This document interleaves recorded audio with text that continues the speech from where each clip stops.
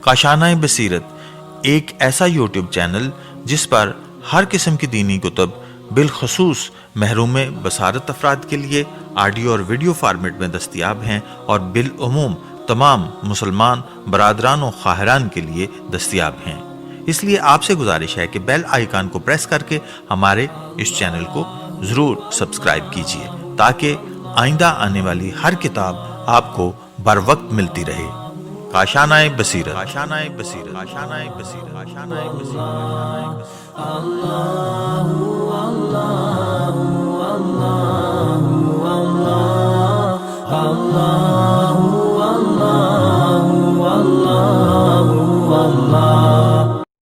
بسم اللہ الرحمن الرحیم۔ السلام علیکم۔ یہ کاشانۂ بصیرت کا آڈیو بک چینل ہے اور آپ جو کتاب سماعت فرما رہے ہیں اس کا نام ہے کربلا تہذیب کا مستقبل، سید محمد تقی ورثہ۔ پاکستان کے نامور فلسفی، دانشور اور روزنامہ جنگ کراچی کے سابق مدیر سید محمد تقی 2 مئی 1917 کو امروہہ میں پیدا ہوئے تھے۔ ان کے والد علامہ سید شفیق حسن ایلیا اپنے عہد کے معروف علماء میں شمار ہوتے تھے، جبکہ ان کے بڑے بھائی رئیس امروہی اور چھوٹے بھائی جان ایلیا اردو کے ممتاز اور مقبول شاعروں میں سے ہیں۔ سید محمد تقی کی تصانیف میں تاریخ و کائنات، میرا نظریہ، منطق، فلسفہ اور سائنس، نہج البلاغہ کا تصور، الوحیت، روح اور فلسفہ، ہندوستان، پس منظر اور پیش و منظر اور زیر نظر کتاب کربلا تہذیب کا مستقبل شامل ہیں۔ انہوں نے کئی مشہور کتابوں کو بھی اردو میں منتقل کیا، جن میں کارل مارکس کی مشہور تصنیف داس کیپیٹل کی پہلی 2 جلدیں، وائٹ ہیڈ کی کتاب مقاصد تعلیم، جان ڈیوی کی کتاب جمہوریت اور تعلیم اور سر جیمز جینز کی کتاب پراسرار کائنات شامل ہیں۔ سید محمد تقی کا شمار پاکستان کے صف اول کے فلسفیوں اور دانشوروں میں ہوتا ہے۔ ان کا انتقال 25 جون 1999 کو کراچی میں ہوا۔ وہ سقی حسن شمالی ناظم آباد کے قبرستان میں آسودہ خاک ہیں۔ جملہ حقوق محفوظ ہیں۔ اس کتاب کے متن اور تصاویر کے جملہ حقوق بحق مصنف محفوظ ہیں۔ مصنفہ ناشر کی تحریر، اجازت اور حوالے کے بغیر اس کتاب کا کوئی بھی حصہ یا اس کا ترجمہ طبقاتی، برقی، زراعت، اطلاق پر استعمال کرنے پر پابندی ہے۔ اگر اس کے برعکس کوئی صورت حال ظہور پذیر ہوتی ہے تو قانونی کارروائی کا حق محفوظ ہے۔ قانونی مشیر Qadir law associates Karachi. اشاعت اول ستمبر 2017۔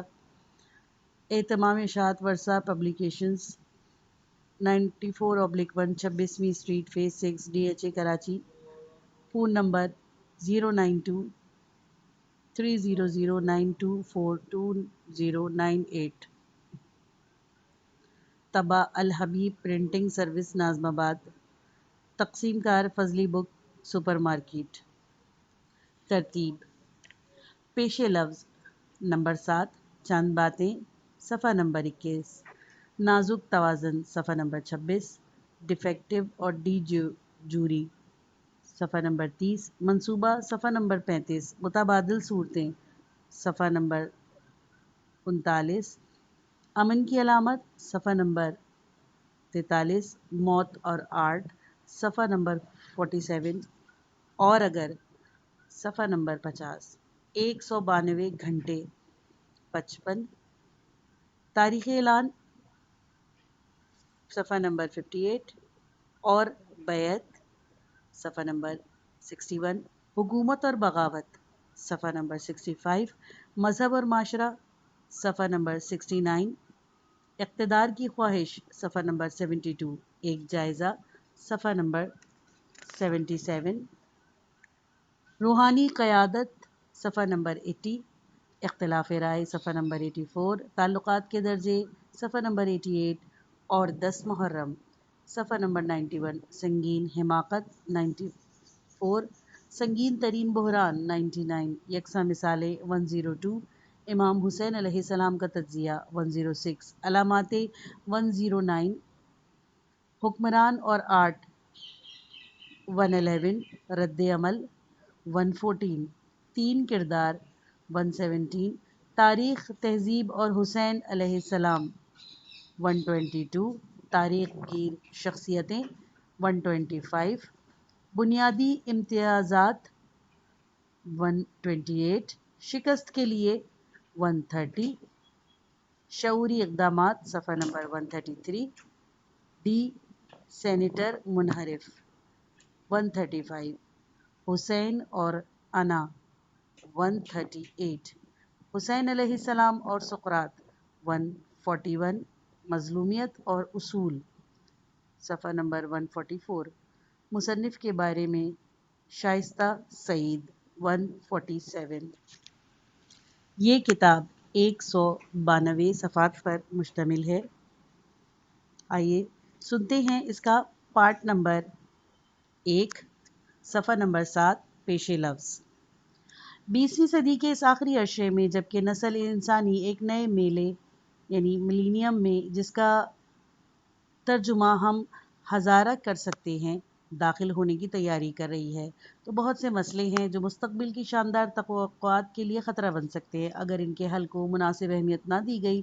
وہ ساتھ ہی ہمت افزا امکانات بھی ہیں جو ان خوابوں کو حقیقت بنانے میں مدد دے سکتے ہیں جو پچھلے 200 سال کی 6 نسلوں کے دانشور دیکھتے چلے آئے ہیں۔ پرانی دنیا مستقبل میں جنت اراضی کے قیام کو اپنی محدود عقائد کے دائرے میں رکھ کر دیکھنے کی عادی تھی، لیکن آج کی نسلیں مستقبل کے شاندار امکانات کی پوری نسل انسانی کے باہم اشتراک کے وسیع تناظر میں رکھ کر سوچنے کی کوشش کرنے لگی ہے، جو نسلی، نظریاتی یا عقیدتی خانے بنانے کے بجائے ایک وسیع روحانی فکر ہے جس کے تقاضے تنگ نظری اور عصبیت کے دائروں کو توڑ چکے ہیں۔ یہ انسان گیر نقطۂ نظر 21ویں صدی میں ممکن طور پر شریف انسانی معاشرہ قائم کرنے کی اساس بنے گا، لیکن اس آئیڈیل تک پہنچنے کے لیے یہ ضروری ہے کہ نسل انسانی کی تاریخ اور تہذیبی سرمائے سے ان مثالوں کے لیے انسانی شعور مضبوط بنایا جائے جو بنیادی تہذیبی قدروں پر مشتمل ہیں۔ کربلا ان مثالوں میں سب سے زیادہ اعلیٰ اور ہمہ جہتی مثالیے کی حیثیت رکھتی ہے۔ گہرے اور پاکیزہ انسانی جذبات کے تاروں کو پوری شدت کے ساتھ متحرک کر دینے والے اس المیے میں وہ اساسی تناظر میں حیرت انگیز پیروکاری کے ساتھ سموئی ہوئی ملتی ہیں جو جدا جدا تہذیبی بر اعظموں کو ایک ہی تار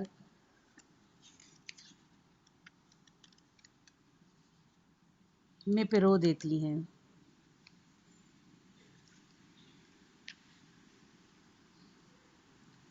21ویں صدی انسانی جذبات کی تسکین کے لیے مائل کار 3 المیوں کو سامنے رکھے گی جن کے ہیرو سقراط، عیسیٰ ابن مریم علیہ السلام اور حسین ابن علی علیہ السلام ہیں، اور جو علامات ان اقدار کی جن اساس پر ایک پاکیزہ تر معاشرہ وجود میں آ سکتا ہے۔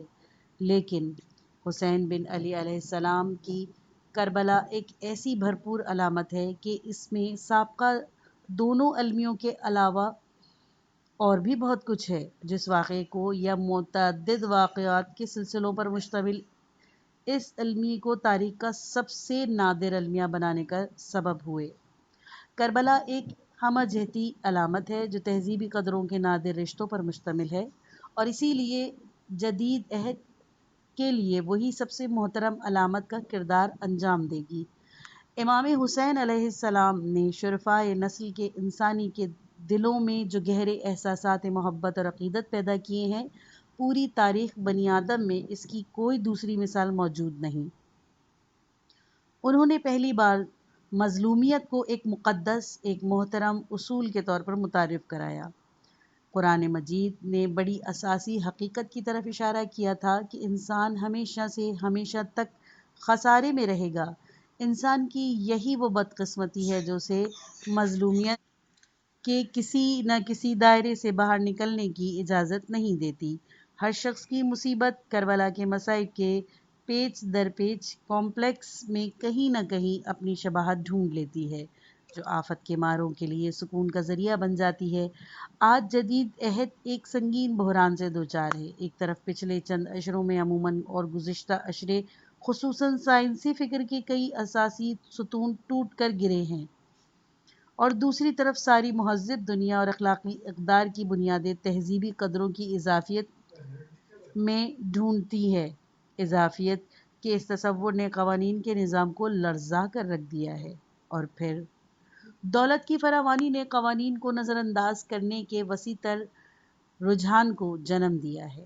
اس صورتحال نے ژان پال سارتر کو اتنا پریشان کیا کہ انہیں پیرس کے پروفیسرز کو جمع کر کے یہ سوال اٹھانا پڑا کہ معاشرے کو بچانے کے لیے کیا کیا جائے۔ جب ساری تہذیبیں قدریں اضافی ہیں تو پھر لوگوں کو ان قدروں کے توڑنے سے کیسے روکا جائے؟ سارتر نے کہا کہ اس صورتحال سے بچنے کی صرف یہ صورت رہ گئی ہے کہ کسی یقینی اور حتمی قدر کی اساسی ڈھونڈی جائے۔ ایک حل ژان پال کے خیال میں یہ تھا کہ خدا کے مفروضے کو زندہ کیا جائے، لیکن اس کی رائے یہ تھی کہ یہ مفروضہ بڑا مہنگا مفروضہ ہے۔ مہنگے کا مطلب یہ ہے کہ خدا کے نام پر انسانوں نے بڑا خون خرابہ کیا ہے، لہٰذا کوئی حتمی و یقینی اساس ڈھونڈی جائے۔ لیکن اس نے جس بات پر توجہ نہ کی وہ یہ تھی کہ ہر وہ اساس جو حتمی اور قطعی قرار دی جائے صرف منطقی، حتمی اور یقینی ہونے کی بنا پر ازلی و ابدی بھی تو ہو جائے گی، اور ازلی و ابدی ہونے کی وجہ سے ہر سم سے لامحدود بھی قرار پائے گی۔ ملاحظہ ہو تاریخ و کائنات، میرا نظریہ از سید محمد تقی۔ لہٰذا خدا کا وہ مفروضہ جو ایک محدود تصور ہی کے نتیجے میں تاریخ میں اتنا مہنگا تھا، بلا شبہ پھر اسے واپس تو نہیں آئے گا، مگر خدا کے اس لامحدود تصور کی شکل میں تو بہرحال واپس لانا ہی پڑے گا۔ تو نسل انسانی ایک شدید اخلاقیاتی بحران سے دوچار ہے۔ اس اخلاقی بحران سے مقابلہ 21ویں صدی کے انسان کو کرنا ہوگا، اور اس کا حل بھی ڈھونڈنا ہوگا۔ جدید عہد صرف ایک سنگین سماجی بحران ہی سے دوچار نہیں ہے، بلکہ زیادہ گہرائی میں اتر کر جائزہ لیا جائے تو بات فکری رجحان کی نظر آئے گی، جس کی وجہ سے بنیادی تہذیبی اقدار تنازع بن گئی ہے۔ ہر چند اساسی تہذیب اقدار کی اضافیت کی کوئی نئی چیز نہیں ہے۔ قدیم معاشروں میں بھی اخلاقی قدروں کو کئی طاقتور حریف مل چکے ہیں، جو یونان کے سوفسطائیوں کی زبان میں بنیادی قدروں کی اضافیت کے حق میں مضبوط دلائل پیش کرتے رہے ہیں۔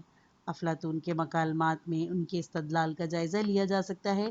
یہ صحیح ہے کہ بہت سی سماجی اور معاشرتی قدروں کے اضافی ہونے کو تسلیم کیا جا سکتا ہے، لیکن ساتھ ہی یہ بھی صحیح ہے کہ عدل اور ظلم کے دو متضاد قدروں کے اساسی نہ ہونے کے حق میں کوئی مضبوط دلیل پیش کرنے کے حق میں بھی ابھی تک کامیابی حاصل نہیں کی جا سکی۔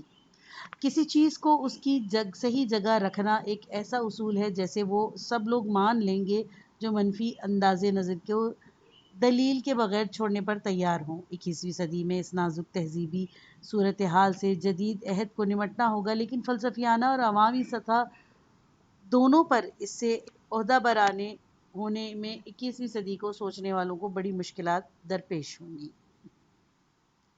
اس صورتحال کا حل انسان کے تہذیبی سرمایہ کے مختلف ثقافتی ورثوں میں موجود ہے۔ مختلف قدیم تہذیبوں، خاص طور پر پراچینی ہندوستان اور چین کے فکری ادب، بالخصوص یونانی فلسفے اور عہد جدید کی فکری سرگرمیاں، نیز مذہبی قائدین کے اخلاقی سرگرمیوں اور ان کے مساعی کے دوران جو حیرت انگیز قربانیاں دی گئیں، ان کے مجموعے میں بہت کچھ مل جائے گا۔ لیکن مجموعی طور پر پیغمبر اسلام صلی اللہ علیہ وآلہ وسلم اور ان کے اہل بیت علیہ السلام اور قرآن نے جو تہذیبیں سینتھیسس نیا ثقافتی مرکب دیا ہے، وہ ترقی یافتہ، آزاد اور مطمئن معاشرہ بنانے کی واحد مضبوط اساس بن سکتا ہے۔ اس ثقافتی مراکبے کے مرکزی مقامات عراق اور ایران کے حوزہ ہائے علمیہ ہیں، بلکہ عراق کے حوزہ ہائے علمی کے بارے میں اب کچھ کہنا مشکل ہے۔ وہاں تو حال ہی میں قیامت صغریٰ گزری ہے۔ ہاں، ایران ابھی تک محفوظ ہے، اور اس کے حوزہ علمیہ تاریخ کی عظیم فکری سرمایہ کے مراکز کے طور پر اپنے فرائض انجام دے رہے ہیں، اور ایسا معلوم ہوتا ہے کہ تاریخ نے ایران کو اس مقصد کے لیے چن لیا ہے کہ وہ 21ویں صدی سے نسل انسانی کی قیادت کرے۔ پھر اسی بات کو یوں بھی کہا جا سکتا ہے کہ جدید عہد اور اس کے مستقبل کو ایک خوبصورت معاشرے کے لیے جس آئیڈیل کی ضرورت ہے، اس کے لیے صرف کربلا کا المیہ سلسلہ ہی نسل انسانی کی رہنمائی کر سکتا ہے۔ کربلا آفاقی اطلاق رکھتی ہے۔ اس عظیم تر آئیڈیل کے سائے میں ایک حسین علیہ السلام ثقافتی نمونے نے جنم لیا ہے۔ مسائلوں کو ان کے گہرے مضمرات میں رکھ کر پرکھا جائے تو یہ اندازہ ہوگا کہ کربلا ان خانہ بندیوں سے بلند تر ہے جن میں انسان نے اپنے آپ کو بانٹ رکھا ہے۔ اسی لیے وہ لوگ اس ثقافتی آئیڈیل کی چمک اور حسن کو زیادہ بہتر طور پر سمجھ سکتے ہیں جن کے شعور کی پختگی کے عمل میں کسی انسان کی انسانی گیر آئیڈیل سے بھی کبھی وابستگی رہی ہو۔ یونان کے المیہ ڈراموں کا اختتامیہ عموماً ایک لابدیت پر ختم ہوتا ہے جس میں جبریت کا عنصر نمایاں ہے، لیکن کربلا کا المیہ زیادہ صحیح ہوگا یہ کہنا کہ کربلا کا المیہ سلسلہ جس میں المیہ کہانیوں کے سلسلے موجود ہیں، درجنوں حقیقی المیوں پر مشتمل ہیں اور ہر قدم پر شعوری فیصلوں سے وجود میں آتے ہیں۔ یہ المیہ سلسلہ شعور کی حیرت انگیز پختگی کے نمائندے ہے جو اعلیٰ تہذیبی اقدار کی اساس پر کیے گئے فیصلوں میں نمایاں ہوتی ہیں۔ یونان کا المیہ چند کرداروں پر مشتمل ہوتا ہے اور ڈرامہ نگار کی بلند پروازی کی نمائندگی کرتا ہے، لیکن کربلا کا المیہ جو المیوں کی طویل سلسلوں پر مشتمل ہے، حقیقی زندگی کے کرداروں کے ان کے شعوری فیصلوں کا مجموعہ ہے جو ایک ثقافتی نمونے کی سب سے بہتر آئیڈیل کو وجود میں لانے کا ذریعہ بنے۔ یوں تو کربلا چند مہینے یا 2-3 برسوں پر پھیلے ہوئے واقعات کا مجموعہ ہے، جبکہ اپنے جوہر میں یہ بجائے خود ایک تاریخ ہے جو تہذیب کے سفر کے ساتھ چلی ہے۔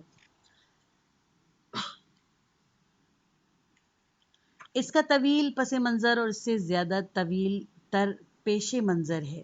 تاریخ کے آغاز کے ساتھ ان تہذیبی قدروں کے تحفظ کی جنگ شروع ہوئی تھی اور جو اپنے عروج اور کمال کے نقطے پر 61 ہجری کی ابتدائی 10 دن میں پہنچی اور پھر ایک دوسرے روپ میں 1 سال سے زیادہ مدت تک کوفے اور دمشق کے درباروں اور بازاروں میں لڑی جاتی رہی، پھر اس کے بعد اسلام کی تاریخ میں پیوست ہو کر آج تک جاری ہے۔ 20ویں صدی میں سنگین انسانی مشکلات کے باوجود نسل انسانی میں ہیومنزم بشریت نوازی کا تصور طاقتور ہو گیا اور اب اس تحریک کو کربلا کی عظیم علامتوں کے جلوہ میں تہذیب کی اعلیٰ قدروں کے تحفظ کی ایک ایسی جنگ کو لڑنا۔ حوادث کربلا میں جذبات کی تطہیر کی جو قوت پائی جاتی ہے، ارسطو نے اسے کتھارسس سے تعبیر کیا ہے۔ عہد جدید کو جس سماجی خاکے یا ماڈل کو وجود میں لانا تھا وہ اس تطہیری عمل سے پیدا ہوگا اور واضح طور پر اس کا انسان گیر اطلاق ہوگا۔ جذبات کی یہ تطہیر انسان کو مصنوعی قانون میں بانٹ کر ممکن نہ ہوگی اور نہ یہ اس آئیڈیل سے ہم آہنگ ہوگی جس کی کربلا نمائندگی کرتی ہے۔ کربلا کے واقعے پر جو آنسو بہائے جاتے ہیں وہ اکابر کی قربانیوں کی خدمت میں خراج عقیدت پیش کر رکھتے ہیں جنہوں نے انسانیت کے مظلوموں کے حقوق کے لیے قربانیاں دیں، چاہے وہ مہاتما گوتم بدھ ہوں جن کو زہر دیا گیا، یا تبت کا وہ عظیم علامہ جس نے اپنی بیوی کی ہوس سے زر کی تسکین کے لیے زہر کھایا تھا۔ زرتشت نے ان تمام پاکیزہ روحوں کو سلام کیا تھا جنہوں نے ماضی میں یا حال میں اصولوں کی بلندی کے لیے جنگ کی اور مظلوموں کو تحفظ دیا، جو مستقبل میں اسی مشن کو جاری رکھیں گے۔ قدرتاً یہ سلام کربلا والوں تک پہنچ گیا۔ وولٹیئر تاریخ ادب بلکہ فکری ادب کی ایک محترم شخصیت تھا اور ان لوگوں میں سرخیل کی حیثیت رکھتا تھا جو عظیم انقلاب فرانس کے بانی اور مفکر کہے جاتے تھے۔ اپنے عہد کی مذہبی سوچ سے چڑ تھی، یعنی اس حد تک کہ لزبن کے زلزلے میں بھی جب 10,000 آدمی مارے گئے تو اس نے چیخ کر کہا کہ اس واقعے سے یہ بات ثابت ہو گئی کہ اس کائنات کا کوئی خالق نہیں ہے، اگر ہے تو رحم دل نہیں ہے۔ وولٹیئر نے تاریخ انسانی کا جائزہ لے کر کہا کہ تاریخ آج تک حسین ابن علی علیہ السلام جیسی اثر انگیز شخصیت پیدا کرنے سے قاصر رہی ہے۔ وولٹیئر سے کچھ زیادہ ہی مذہب دشمن مصنف گبن تھا، جس کے بارے میں لیکی نے تاریخ اخلاق یورپ میں لکھا تھا کہ ایڈورڈ گبن تو عیسائیت سے اس قدر کو اتنی چڑ ہے کہ صرف عیسائیت کا نام سن کر اس کی مرچیں لگ جاتی ہیں۔ کربلا کا ذکر کرتے ہوئے گبن لکھتے ہیں کہ کربلا کا واقعہ کسی دور کے سنگ دل شخص کو بھی سنایا جائے تو اس کی آنکھوں سے بھی آنسو کی لڑیاں بہہ نکلیں گی۔ یاد رہے گبن کی تاریخ شہنشاہیت روما کا زوال و حبوط ہے 100 مہمات کتاب میں شامل خیال کی جاتی ہیں جو تہذیب انسانی کی عظیم تصانیف میں شامل ہیں۔ یوں تو حسین علیہ السلام کی بارگاہ میں بہت سے غیر مسلم دانشوروں نے خراج عقیدت پیش کیا، لیکن والٹیئر اور گبن کا اختصاص یہ ہے کہ انہیں منظم مذاہب سے کوئی تعلق نہ تھا، جبکہ ضمناً یہ بات بھی ذکر کر دی جائے تو گبن کی سوچ کی صحیح نمائندگی ہوگی کہ اسے ہندوؤں سے نفرت بھی اسی لیے تھی کہ وہ دوسروں سے کہیں زیادہ مذہبی ہوتے ہیں۔ ان دونوں کے خیالات کو سامنے رکھا جائے تو ہم اس نتیجے پر پہنچتے ہیں کہ حسین علیہ السلام کا مسئلہ مذاہب کی حد بندیوں سے بلند ہے، یعنی حسین علیہ السلام پوری تہذیب انسانیت کی مشترکہ سرمایہ ہیں اور کربلا مذاہب کے دائرے سے بلند ہو کر سب کی یکساں رہنمائی کرتی ہے۔ 21ویں صدی میں اسی اساس پر انسانیت کے تہذیبی قافلے کو آگے چلانا ہے تاکہ اس کرۂ ارض پر اگر جنت نہیں بن سکتی تو ممکن طور پر جو بہتر معاشرہ وجود میں آ سکتا ہے اس کے تمام تر امکانات کو متحرک کیا جا سکے۔ کربلا کی یاد میں جو آنسو بہتے ہیں وہ مظلوم انسانیت پر بہائے جاتے ہیں۔ انسان کی مرتب تاریخ 6000 سال یا اس سے کچھ ہی زائد عرصے تک کی جاتی ہے۔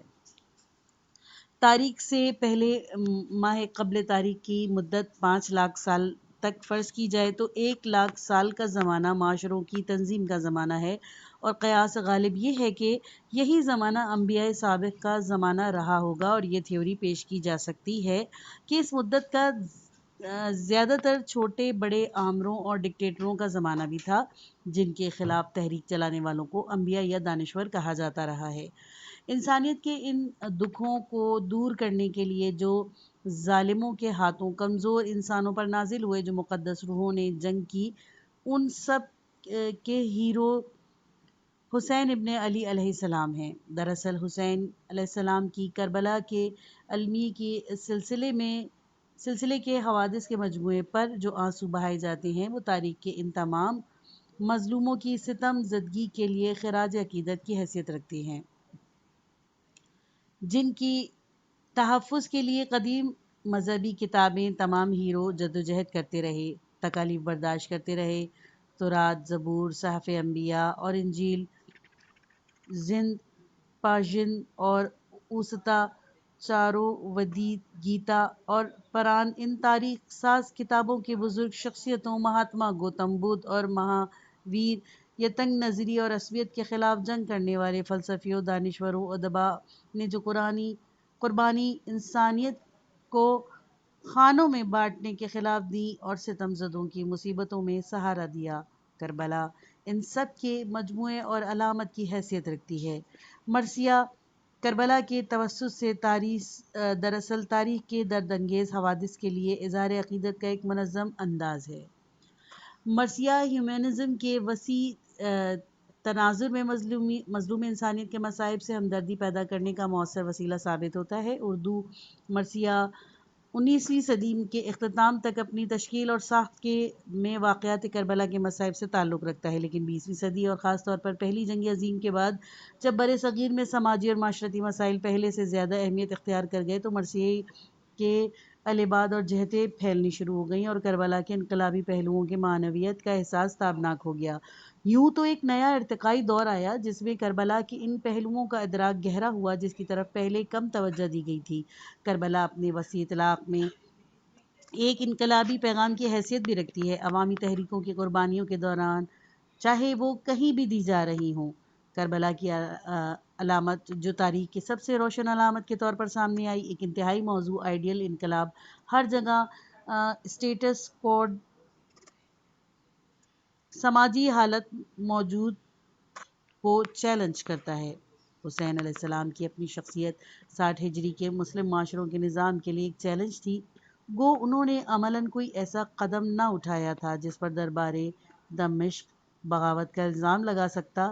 گو یہ صحیح ہے کہ کربلا والے بلکہ تمام خاندان اہل بیت علیہ السلام زندگی کے اس ڈھنگ سے اس سوچ کی حیثیت رکھتے ہیں جو دمشق والوں کی سوچ، جذبات و احساسات سے بالکل متضاد سمت میں جاتے ہیں۔ ہر چند لا اینڈ آرڈر کے قیام کا مروج عذر دمشق کے پاس موجود نہ تھا، تاہم وہ تاریخی جرم کر لیا گیا جس سے پورا اسلام لرز اٹھا۔ نظام اخلاق کی پوری تاریخ کانپ گئی۔ دوسری جنگ عظیم سے بعد کے کئی مرثیہ نگاروں کا ذہنی ماحول زندگی کا نئی جہتوں کے اس ادراک کا پس منظر رکھتا ہے۔ اب کربلا صرف مصائب کی داستان سے عبارت نہیں ہے جو ابتدائی عہد کے مرثیوں، نوحوں اور سلاموں کی خاص پہچان تھی۔ المیہ کربلا کے جو پہلے رد عمل آئے وہ عموماً اس سوچ کے حامل تھے، جبکہ دوسری منزل پر ادراک کی گہرائی اس سطح پر پہنچی کہ کربلا کی مظلومیت کی ایک ہمہ گیر علامت کے طور پر ابھری اور تازہ تر رد عمل نے 61 ہجری کے پہلے عشرے کے حوادث کی ان پہنائیوں کے ادراک کی کوکھ سے جنم لیا جو کربلا کو نہ صرف مظلومیت بلکہ اخلاقی اور تہذیبی قدروں کا آئیڈیل قرار دیتا ہے، ایک ایسا آئیڈیل جو پورے انسانی معاشرے کی جہتوں سے تعلق رکھتا ہے۔ یہ نیا دور 21ویں صدی میں زیادہ پرمعنی اور ہمہ گیر سمتوں پر مشتمل ہے۔ ہر چند اسلام اور نوحے اپنی تشکیل محدودات کی بنا پر عموماً پہلے دور کے رد عمل کے ترجمان ہیں، لیکن مرثیے کی ساخت اس بات کی اجازت دیتی تھی کہ کربلا جو اساسی طور پر حضرت صلی اللہ علیہ وسلم اور ان کی آل علیہ السلام جس کلچر سینتھیسس تہذیبی مرکبے کی نمائندگی کرتی ہے، اس کی تمام جہتوں کو اپنے دائرے میں سمو لے۔ مرثیے کا نیا دور اسی رخ کی نمائندگی کر رہا ہے۔ ہر چند 21ویں صدی میں ادراک کے مزید بلوغ کے ساتھ نئی جہتوں کے ادراک مختلف الابعاد میں گہرائی اور گیرائی حاصل کرے گا اور یوں انسانی معاشرہ اپنی سمتوں کو زیادہ آبجیکٹو بنانے میں کامیاب ہوگا۔ تاہم ہمارے موجودہ دور کے شعراء کو یہ اعزاز حاصل رہے کہ انہوں نے اس وسیع تناظر کو سمجھنے کی سعی کی جسے کربلا کا المیہ واقعی محیط ہے۔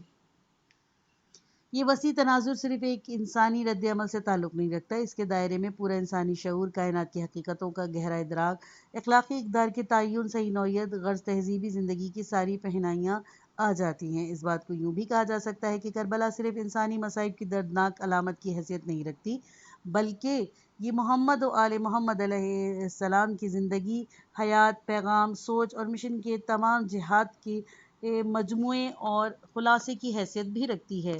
لیکن یہ بات یوں کہنے کو تو ہے چند لفظوں میں کہہ دی گئی، جبکہ اس میں تو پوری کائنات بلکہ پورے وجود کی وسعتیں سمو گئی ہیں۔ 53 ہجری میں جب یزید کی جانشینی کا اعلان ہوا اور اس لیے کہ بیعت لی گئی تو تیسرے خلیفہ کے بیٹے سعید بن ابن عثمان امیر شام کے پاس آئے اور انتہائی غصے میں آ کر کہا، آپ نے مجھ پر یزید کو مقدم کیا اور اس کے لیے بیعت لی، حالانکہ آپ جانتے ہیں کہ میرے باپ اس کے باپ سے بہتر ہے، میری ماں اس کی ماں سے اچھی ہے اور میں خود اس سے بہتر ہوں۔ جو کچھ آپ کو ملا ہے یہ میرے باپ کا صدقہ ہے۔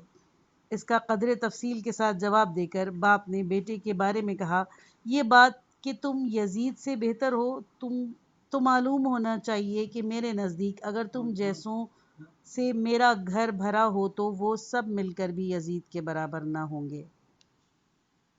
آپ نے دیکھا باپ کی بیٹے کے بارے میں رائے کیا ہے، لیکن اس واقعے کا جو حصہ قابل توجہ ہے وہ یہ ہے کہ سعید تو سن کر خاموش ہو گئے، مگر یزید نے باپ کو منایا اور کہا کہ سعید میری وجہ سے کبیدہ خاطر ہو گئے ہیں، آپ انہیں کسی طرح سے خوش کر دیجئے۔ چنانچہ باپ نے بیٹے کے مشورے پر عمل کرتے ہوئے انہیں خراسان کا گورنر مقرر کر دیا۔